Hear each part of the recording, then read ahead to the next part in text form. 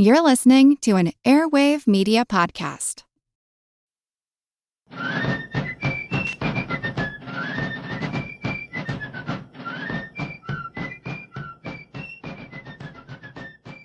Hello, and thank you for joining this special edition of the American Revolution. This week we're going to listen to a recording of our roundtable discussion about the powder alarm. The talk took place a few days after the 250th anniversary of the original events, which took place in September of 1774. This discussion was recorded live on Zoom. All right, so we're here today to discuss, I made the topic the powder alarm, which took place on September 1st of 1774, so exactly 250 years ago, a couple weeks ago. But I really want to talk about this entire period before and after that. It's a very interesting time in the history of the American Revolution. And we're talking the fall of 1774. The powder alarm, I call it the dress rehearsal for Lexington and Concord. Let's set the time period and exactly what's going on in September of 1774. Almost a year earlier, in December of 1773, we had the Boston Tea Party. Now, of course, it took several months for word of that to get back to London, several more months for them to react to it, and several more months for word of their reaction to get back to Massachusetts. So this is really the time period when the reactions to the Boston Tea Party in London are being felt in Massachusetts.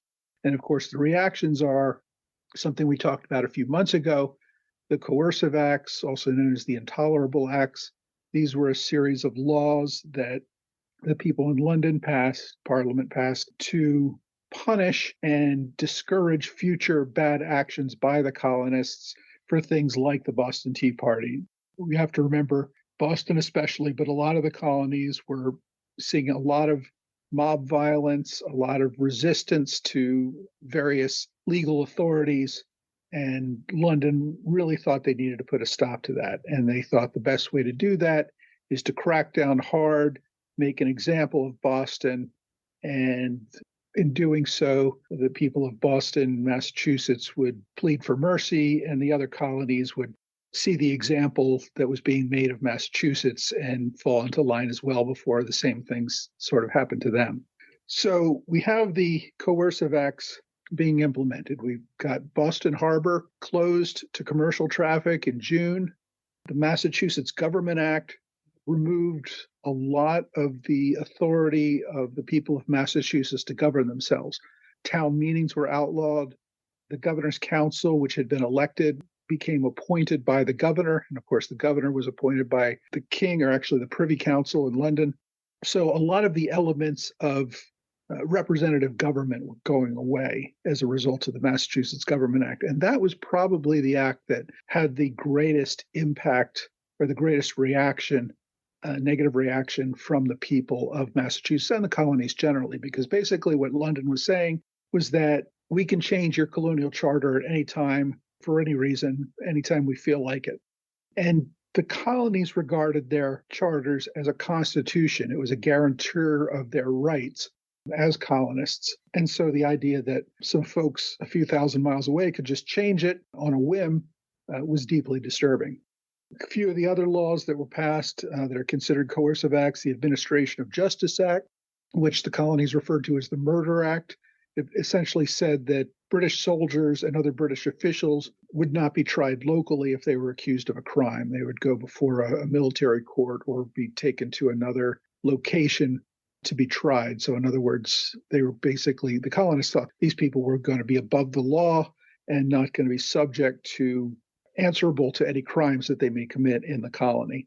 And there was the Quartering Act, which sometimes gets a little bit of a bad rap or exaggerated. People think that was going to put soldiers in people's homes against their will. It really didn't do that, but it did require the colonies to pay for the boarding of soldiers in their colonies. And of course, the colonies didn't want the soldiers there in the first place, and so they doubly resented having to pay for it. And the final law that kind of gets thrown in with the Coercive Act is the Quebec Act, which essentially makes all the western lands of all the colonies part of Quebec. These are the lands that they were essentially fighting over during the French and Indian Wars and earlier wars. Britain was essentially giving them all to Quebec, which these colonies, of course, greatly resented. So we've got all these acts being implemented, beginning with the Boston Port Act in June. Some of the others began to apply in August, September. The Massachusetts Government Act ban on town meetings went into effect on August 1st. The colonists were really starting to feel the results of these acts. Governor Thomas Hutchinson had been the governor of Massachusetts up until this time. London decided he was too weak-willed and didn't have the assertiveness to really enforce these laws, so they tapped General Thomas Gage to become the governor of Massachusetts. And so Gage showed up in May of 1774, just a few weeks before the Boston port closed, took a really hard line, as he was told to do, with the colonists, basically trying to make sure that the laws would be rigidly enforced, that people would really feel it if they tried to show any sort of disobedience or mob violence or anything like that. As I said, this was the conventional wisdom. The line I read in one letter, I believe, was that if the British leadership speaking, if we behave like lions, they will begin acting like lambs. In other words, if we start asserting our dominance, the colonists will simply accept that and fall back into line and just be obedient, good sheep. So Gage came over with that attitude. He basically, a lot of people were, merchants especially, were very concerned about the closure of the port. They were already reaching out to him saying, all right, well, what do we have to do to get the port reopened? We're willing to pay the fine because we're going to lose a lot more money in loss of trade that the fine's going to cost us. And he was very circumspect about exactly what they would have to do to get the port reopened, because he didn't want the port to be opened anytime immediately. He wanted the colony to feel some pain for their disobedience. And he also took a very strict line with the other laws that were going into effect. General Gage, of course, the capital of Massachusetts had been Boston, but Gage was essentially closing down Boston. By closing down the port, he was hoping to make the city, which he saw as kind of the center of resistance and lawlessness for the continent. He wanted to make Boston fail, to go bankrupt. People would have to leave and find work elsewhere, and Boston would just become a nightmarish place to live. So that said, General Gage didn't particularly want to live there either. So he actually took a country house out near Salem, Massachusetts, where he was going to govern from. And he would directed the colonial legislature to meet in Salem. You may recall that one of the complaints against the king in the Declaration of Independence was that he forced our legislatures to meet in places that were foreign and inconvenient to our meeting. This was one of those examples where the legislature was supposed to meet in Salem instead of Boston. So he got out there. He was all ready to crack the whip. He had several regiments of regulars in Boston to enforce his edicts if necessary, and he was going to really lay down the law. One of the first issues that comes up is that Salem decides to hold a town meeting on August 20th. And as I said, as of August 1st, all town meetings were prohibited. Governor Gage declares it illegal, says you may not meet. They say, too bad, we're going to meet anyway. Gage brings out a couple companies of regulars to make sure that they don't meet. The colonists end up playing some games. They end up distracting the soldiers and the governor for a short time. The town meeting opens, does some very quick business, and shuts down and goes away very quickly, basically so they can say they had a town meeting without actually having to confront the soldiers. Gage is having none of this. He orders the leaders of the town who held the town meeting to be arrested and held for trial. He thinks this is going to be, tough enforcement. We're going to get the colonists to behave like lambs. He couldn't have been more wrong. We have to remember that Massachusetts has probably one of the most heavily armed populations in the world at this time.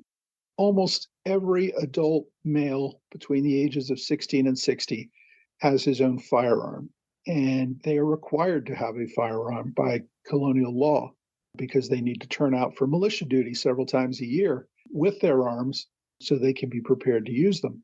The reason why Massachusetts has such a strong militia has been that for decades they have been fighting Indians and French incursions from Quebec into their lands, and so they need to be ready to go at a moment's notice. Colonies don't have standing armies. Britain has an army of maybe 50,000 soldiers at this time worldwide to cover its entire empire. So it can't just leave thousands of soldiers sitting around in the North American colonies because it's got to defend a lot of more critical places like Gibraltar or Britain itself, or lots of other places that are real military hotspots. So the colonies have been on their own in terms of self-defense. They may get a regiment or two here and there when they need it, but by and large, they have to rely on the militia to defend themselves. And so there is a very active militia that is ready to go at any time.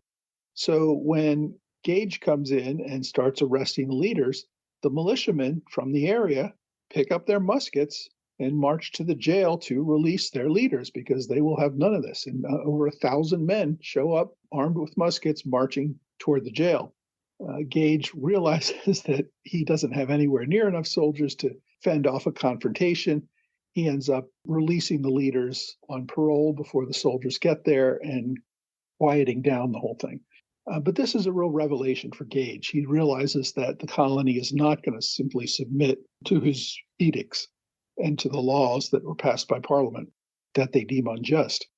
Gage ends up moving back into Boston, which is a much more defensible area, because he realizes that it's not Boston that's in rebellion. It is all of New England that's in rebellion.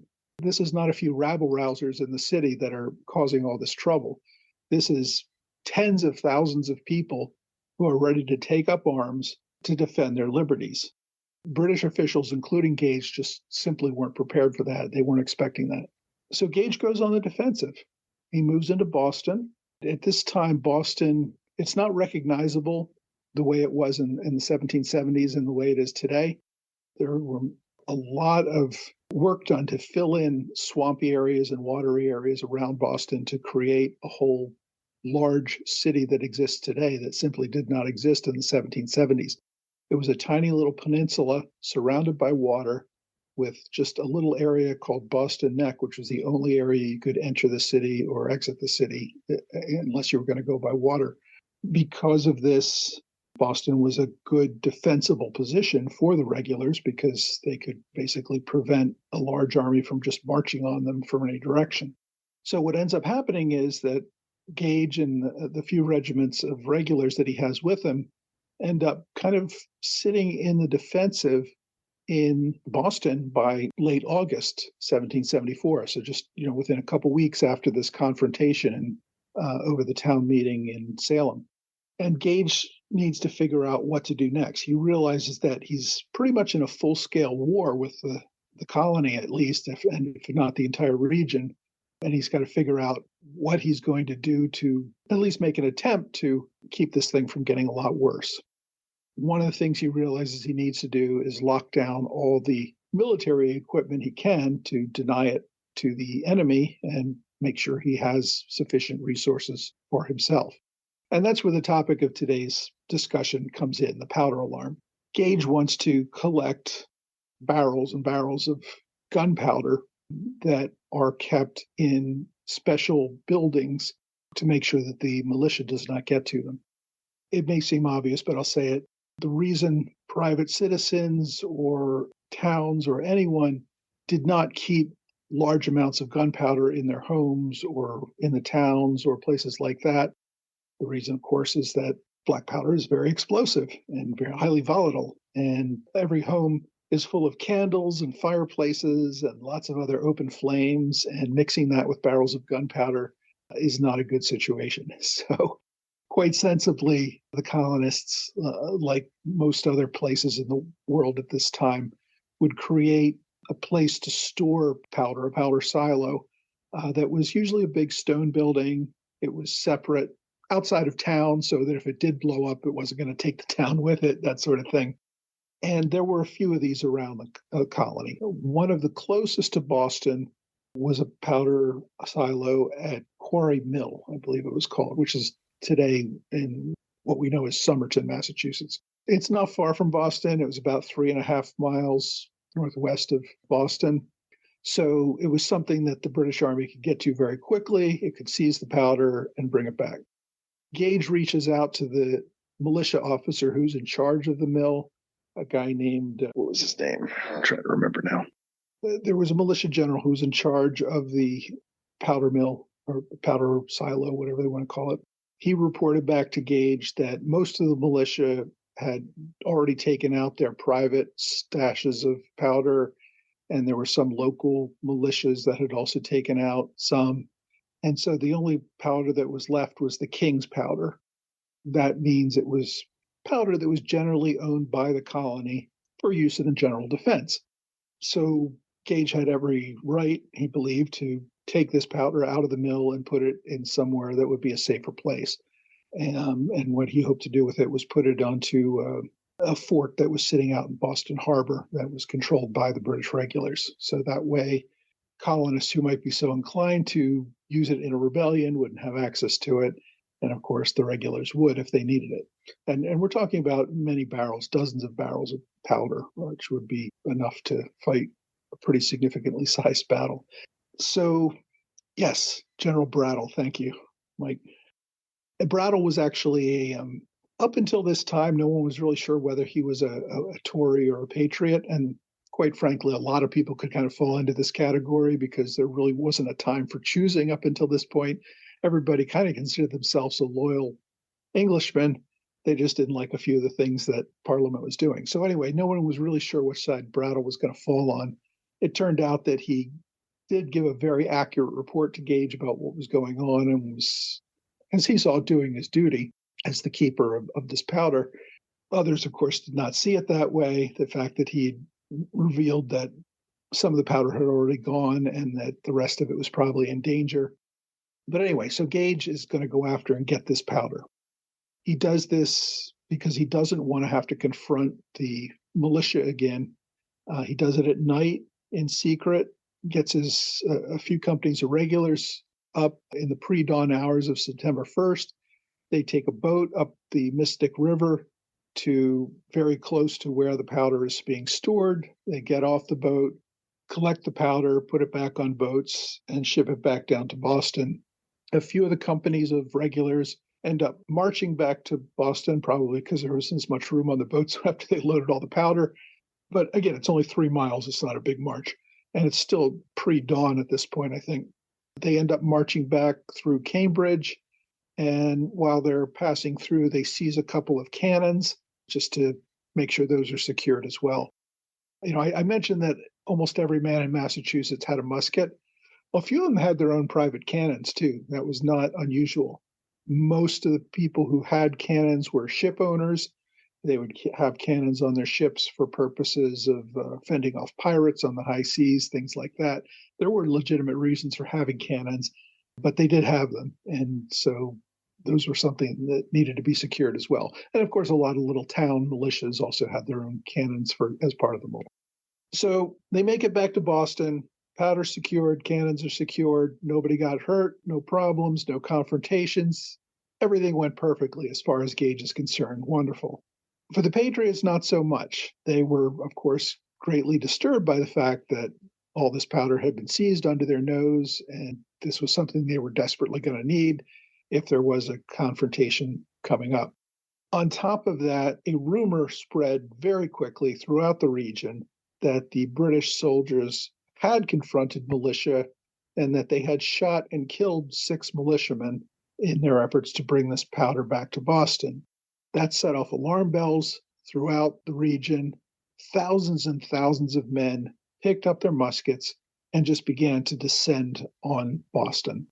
I've seen some estimates that said upwards of 30,000 men were descending on Boston. And remember, at this time, I think Boston is a city of about 15,000 people. Probably maybe 5,000 or 6,000 of them are adult males that would be of fighting age. So 30,000 is a huge number. And they're probably facing, I don't know, maybe 2,000 or 3,000 British regulars. As the men begin marching, the truth of the matter reaches most of them. They learn that no, in fact, there was no confrontation. No men were killed. And most of them just returned to their homes. But it is very alarming to see that so many men were prepared to pick up their guns and go to fight the authorities. The British Army are the authorities in Massachusetts at this point. over this matter. 4,000 of the men who did pick up their arms do not go home. They do come all the way to Boston to figure out what the heck's going on. And they camp in Cambridge, which is, of course, right across the Charles River from Boston. It's part of Boston at this time, I believe, but it's yeah. I mean, you're certainly within sight. This is where Bunker Hill is, and yeah, it's certainly within sight of Boston. So these men are there to figure out what the heck's going on. Why did the British regulars seize their powder? Was there a confrontation? Wasn't there? They don't know. Of course, they're angry. I'm being told Cambridge is independent, and this is my ignorance of Boston. I know Boston has been enlarged over the years, but I guess they didn't quite get that far. But it is it's certainly within sight of Center City, Boston. So anyway, these men are in Cambridge, 4,000 patriots with muskets trying to figure out what's going on, very angry. They go to General Brattle's house. He's wisely not home. He's moved into Boston when all this stuff blew up. They throw a few rocks through his windows. That's about it. The Attorney General of Massachusetts lives next door to him or in the same neighborhood, whatever. They throw a few rocks through his house, but he's very wisely gone as well. There was an alert that these guys were on their way, and the people who thought they might be targets of militia wrath fled into Boston proper, so to be under the protection of the regular army. Lieutenant Governor Thomas Oliver lives near Cambridge at the time. He actually sees everybody descending on Cambridge and goes to Cambridge to get a better handle about what's going on. Not much happens at that point, so I think he agrees. I don't know if he tells the militia or just does it on his own, but he decides to go into Boston to hopefully get some information for the militiamen and let them know what's going on. On his way into Boston, he meets two men who are coming out, Joseph Warren and Milleneux, William Milleneux, I believe is his name. We don't know Milleneux very well because he sadly dies of natural causes before the actual revolution began, but he was a very big player in the Sons of Liberty and the Patriot movement in this pre-war era. And Joseph Warren, I hope everybody knows, one of the, certainly the highest ranking casualty at Bunker Hill, a big leader in this pre-war era. So Lieutenant Governor Oliver meets up with Molyneux and Warren, and the three of them go to address the militia in Cambridge, basically there to tell them, listen, the regulars seized powder, but it was powder that belonged to the state anyway, or to the colony, to the government. So the government has the right to remove that powder. No one's personal powder was removed because it was already gone. And most importantly, there was no confrontation with militia. No one was shot. No one was killed. Everything's fine. You can all go home. Well, the militia have their hackles up at this point. They don't really want to go home. So they decide that one of the things they want to do is insist that two of the men who are with this group, who are on the governor's council, agree to resign their commissions on the council. And this had been a thing for the previous few weeks. As I said, the governor's council had been elected. It had changed to have been appointed. General Gage had appointed several men to sit on this council because the people of Massachusetts believed these appointments were illegal under their charter. They were demanding that people who had been appointed to the council resign and not serve or be considered traitors to the cause of liberty. So the two men who were sitting on the council very quickly announced that they had already resigned. No problem, not a big deal. About this time that all this is going on, a coach passes by with Benjamin Hollowell in it. Benjamin Hollowell is the head of customs in Boston, and of course, a very prominent Tory. He sees what's going on and, of course, flees toward Boston as fast as his coach can carry him. About 100 militiamen jump on their horses and chase after him. There's a funny story. I don't know how apocryphal it is, but he's riding like the Dickens to get away from these people. His coach breaks down. He gets out of the coach, jumps on a horse, rides the horse towards Boston. About 400 yards before he gets to the British guards at Boston Neck, the horse collapses.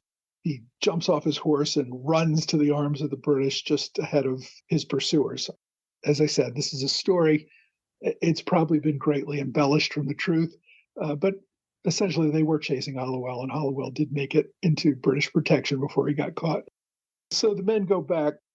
While this whole thing is going on, Lieutenant Governor Oliver decides that he doesn't want to, he's feeling a little nervous as a major government official hanging around with these angry militiamen, and he just heads home. Well, the militiamen realize he's gone home, and they go to his house to have a word with him because he too sits on the governor's council, and he did not say whether he had resigned from the governor's council or not. So they have a big fuss over that. He's basically trying to convince them that it's a good idea for him to remain on the council so that he can work on their behalf. They're saying, no, no, no, you must resign. They're not asking him to resign as lieutenant governor. They're asking him to resign from the governor's council, which they believe to be illegal. Eventually, he signs a resignation, writes on it the paper that it's being done under duress, basically has 4,000 guns being pointed at him. So with that done, the matter pretty much comes to an end, and the militia head home.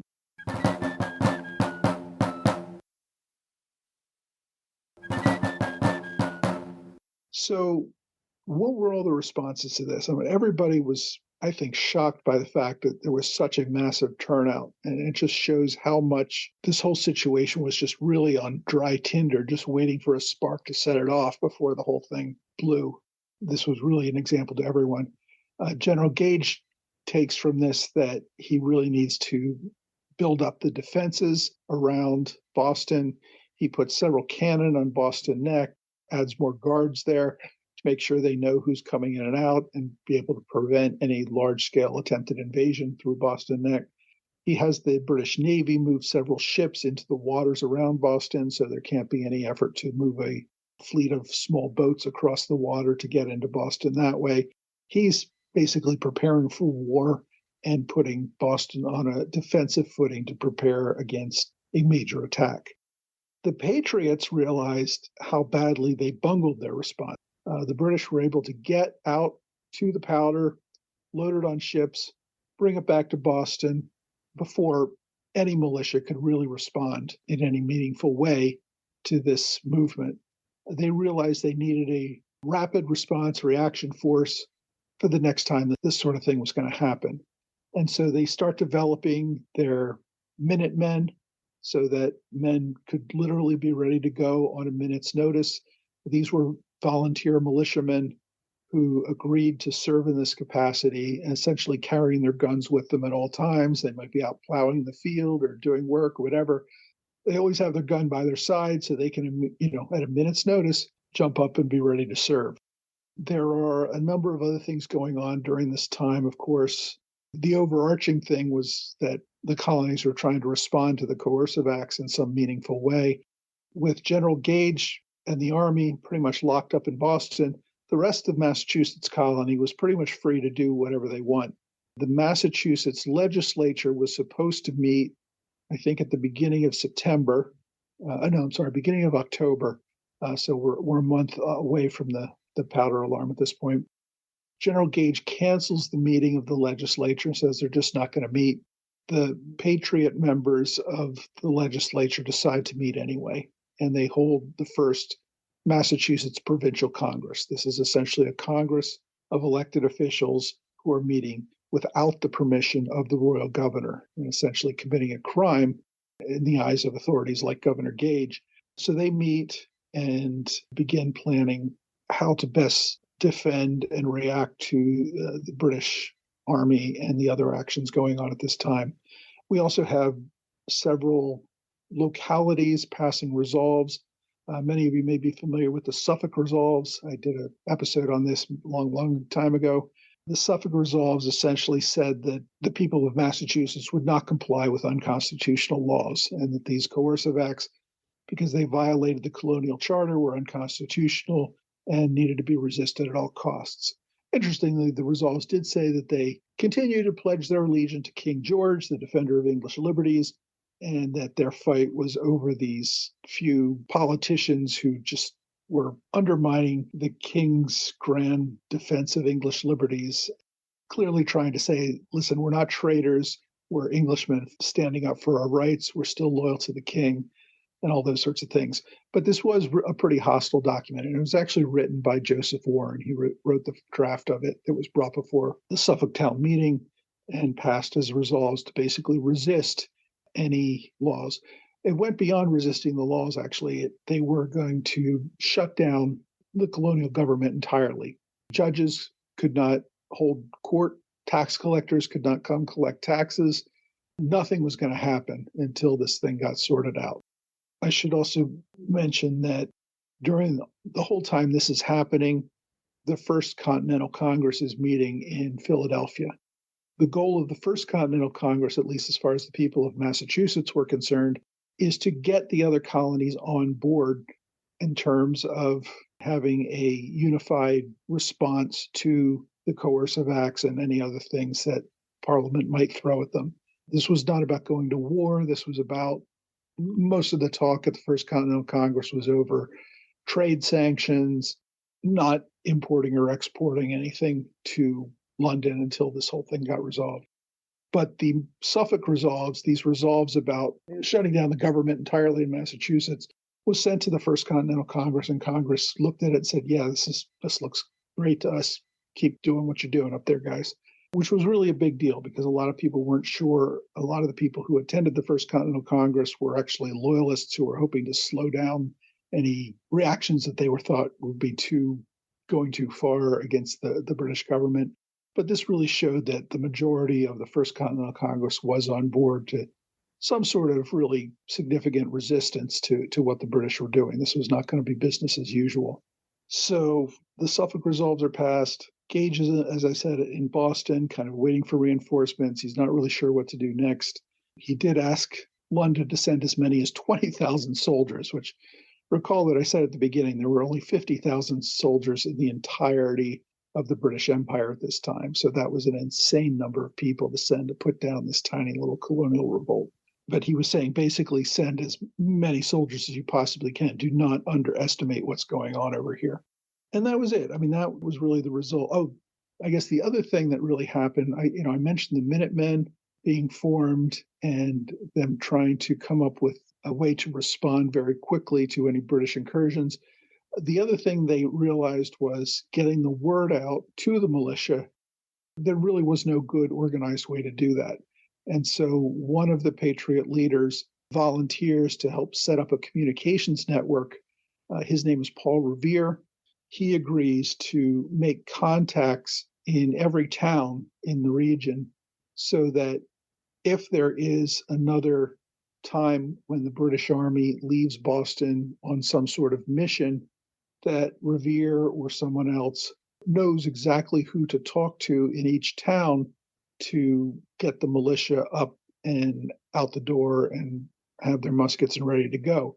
So that it's not like Revere has to go speak with every single militiaman. He goes to one town, he talks to one point person in that town, and they have their local militia has a way of reaching out to everybody in their local militia company as quickly as possible and getting them up while Revere's on his way to the next town. So this is a way of very rapidly, within a matter of a few hours, having the militia within 50 or 60 miles of Boston all alerted to what's going on. And some militia leaders are slated to go ride to other towns and let them know what's going on. But there's basically this whole organized system where everybody knows who they need to contact and what they need to do to get everything in motion as quickly as possible.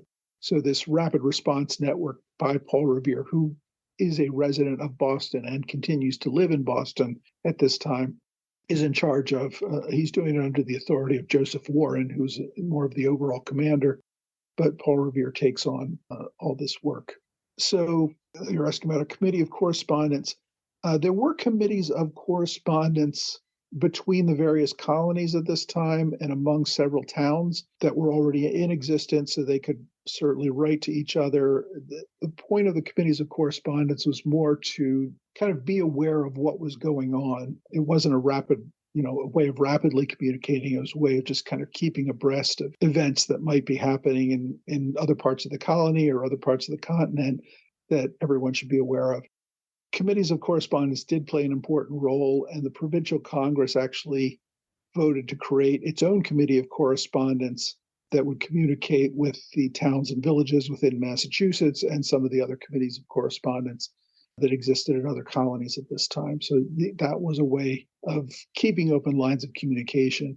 One of the things that the colonists had been afraid of for many years before all of this was that following the Stamp Act and its repeal, which happened way back in 1765, that the British government was going to slowly make little changes here and there to take away the ability of the colonies to resist the next time that Parliament tried to do something like the stamp tax that was highly unpopular. And so they created these committees of correspondence to correspond mostly between other colonies so that Massachusetts could say, well, they're trying to get this change done here, like London has agreed to pay for all of our sheriffs and judges instead of being paid locally, which is going to mean those sheriffs and judges are going to have a bias toward complying with the edicts they get from London. And South Carolina may report something else that's going on there. And so we're all kind of keeping each other aware of little changes that are being done here or there that are undermining our ability to resist British edicts and that are strengthening Britain's hand for the next big fight. So yeah, all of that was going on too, but that was a much longer game than what was going on here. All of these changes were really taking place in a matter of a couple of months. As I said, the powder alarm was September 1st. By November, I would say everything was in place and ready to go. There were a few other things that happened over the winter. There was another cache of weapons and powder at a fort in New Hampshire that the British attempted to reinforce and take some of the cannons and powder from as well. Paul Revere made a very famous ride, not his famous ride, but he did make a ride all the way up to New Hampshire to warn this fort about what was going on. And the New Hampshire militia was able to take the fort and protect several cannons that could have been taken by the army. That happened in December. But over the winter, as I said, there were a couple things like this going on, not too much. They were relatively inactive. Gage was waiting for reinforcements. Everybody kind of knew something really big was going to happen in the spring. They weren't quite sure what. Of course, when Gage did engage in another attempt to seize cannons in Concord in April of 1775, he was met with a very different response than he was met during the powder alarm, because the colonists had learned from those mistakes. When he went to Lexington and Concord, the militia were alerted in time and had the ability to confront, and the rest, as they say, is history. Does anybody have any thoughts, comments, questions? The rest is a podcast, sure. Hey, Mike, this is Yeah. Steve. I don't have Hi, my Steve. video. I think this book, 1774, the year, it's the long year of the Revolution, yeah. Yeah, it's very, very, very informative, very good book. I think she, Mary Beth Norton, I think she actually presented at one point to the roundtable a couple of years ago. She did, yeah. Yeah. So just for reference, just thought I'd throw that in there.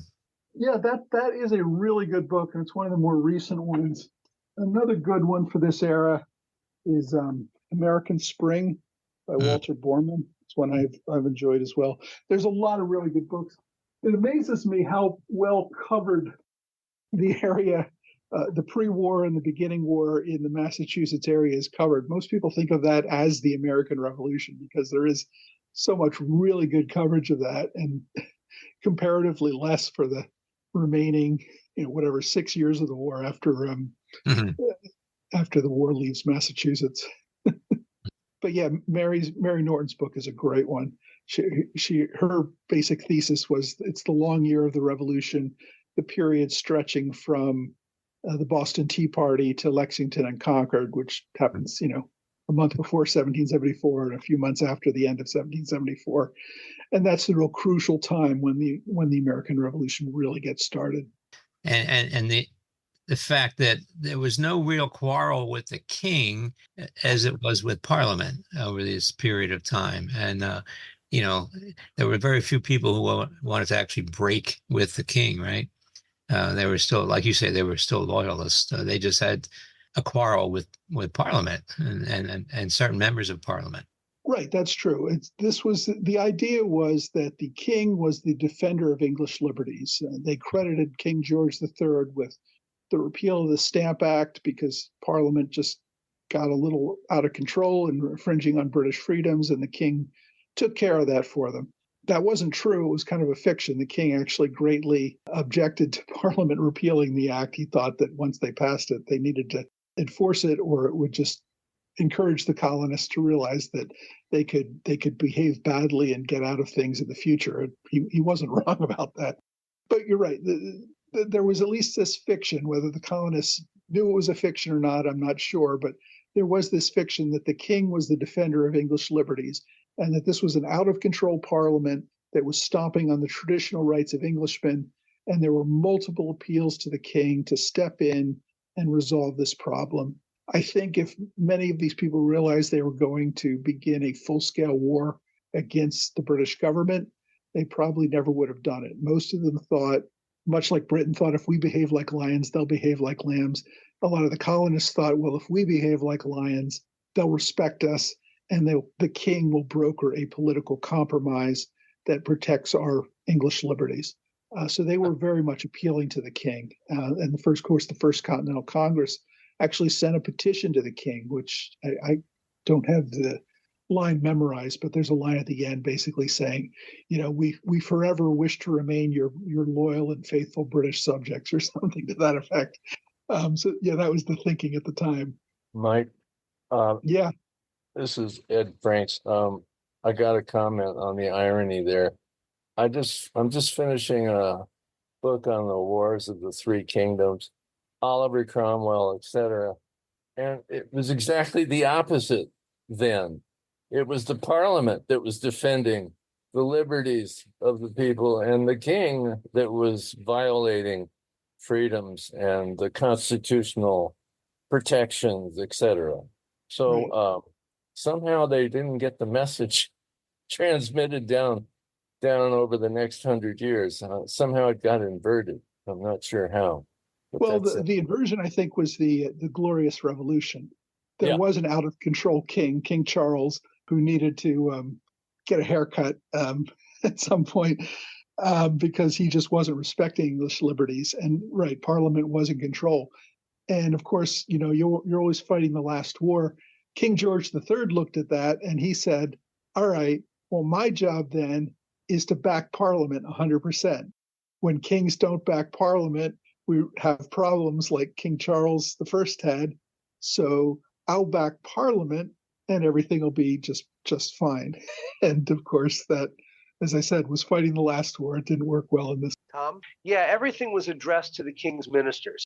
Like all the complaints were always about the infernal policies of these ministers. It was never to blame the king. That was the real break, as you know, with the Declaration of Independence, where it was addressed directly to the king as the head of state.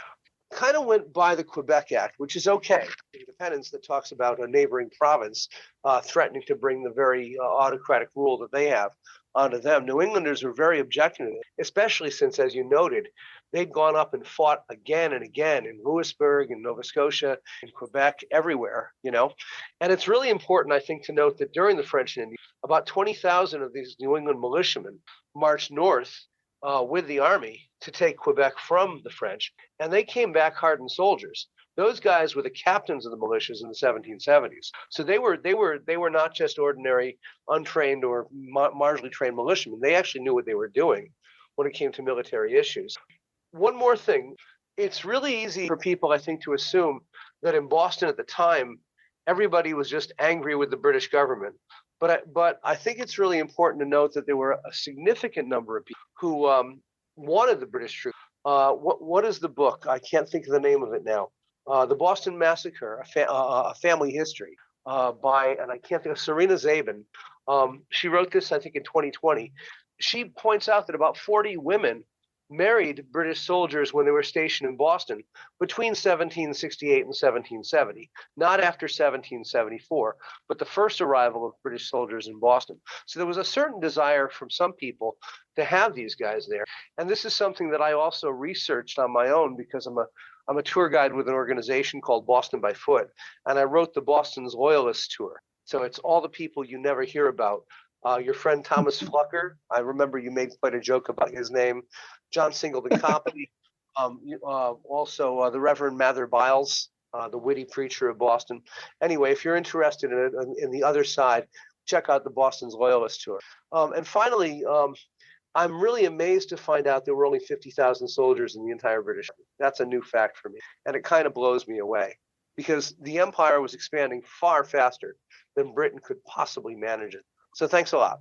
Oh, sure thing. Yeah, and the number did go up during the war, and it stayed up after the war. And of course, when you get into the Napoleonic Wars, you're talking about armies of hundreds of thousands or millions.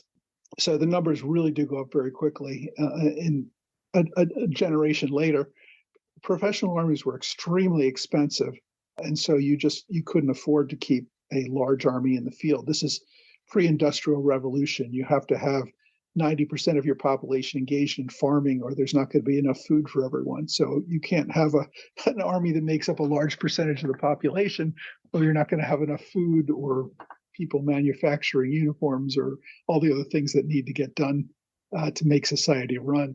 And yeah, you're right about the loyalists, which, of course, you know much better than I do, I'm sure. This was an issue of law and order for a lot of people. You had radicals like Samuel Adams at Boston, who basically had a mob that they could call up at a moment's notice and start a riot anytime they felt like it. And, if you're a businessman in Massachusetts trying to get stuff done, or a merchant who's worried about his property being destroyed, or just running afoul of Sam Adams and having him sick his rioters on you for whatever reason he feels like, a lot of people just didn't think that was a very good situation. They very much did want law and order to return to Boston, and they turned to London to accomplish that. Adams never showed up at his own riots. He never arrived at what he started. He actually made himself conspicuously absent. Well, right. You always want to have a good alibi for such things, especially when everybody knows you're the real leader behind it. He knew how to avoid getting in trouble for what he was doing, basically. And he relied on John Hancock to be his bankroll. Hancock was a guy who came into money just by luck, basically. He inherited his uncle's shipping fortune. They basically kept him around because he had tons of money and he could help fund the movement whenever they needed extra money for something. All right, well, it is 8 o'clock. I'm going to wrap up here. If anybody has a plan for next month, if there's some particular topic you'd like to talk about, I'm happy to entertain suggestions. I've kind of been looking for things that are kind of falling in the about 250th anniversary time zone. So I'm going through late 1774 right now. We don't have to do that. We actually covered a lot of the stuff that's happening in October, November of 1774 tonight. I might do something on Fort William and Mary in December. That's the New Hampshire fort that I mentioned earlier. But if there's other topics that you think might be relevant or interesting or want to talk about, feel free to pass them along either today or shoot me an email. As I said, I'm always looking for something good to talk about. Mike, what comes to mind with me is the Peggy Stewart burning in Annapolis Harbor in October of 1774. Another one of the major tea protests that sort of got out of hand, sort of emphasized, the mixed feelings that were happening at the time. Anyway, that's just a thought. That's an interesting thought, and maybe we can make it a little broader, just some of the anti-tea hysteria that was going on in the months following the Boston Tea Party. There's actually an interesting book, I think it's called 15 Tea Parties, which talks about a lot of the tea parties that were happening after the Boston Tea Party. And there was a lot of stuff going on with that. That might make for an interesting topic. Another one comes to mind for 1774 is the Battle of Point Pleasant.